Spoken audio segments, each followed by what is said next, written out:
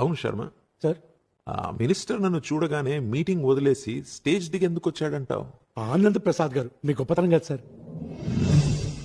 నా వెనకున్న డబ్బు చూసి.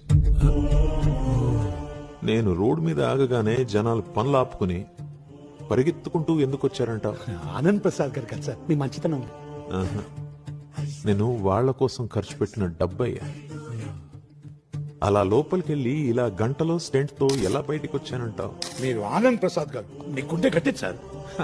కాదయ్యా, నా గుండె కోసం నేను ఖర్చు పెట్టిన డబ్బు. మనిషి డబ్బేమైనా చెట్లకు కాస్తాయా అని పదే పదే అంటూ ఉంటాడు.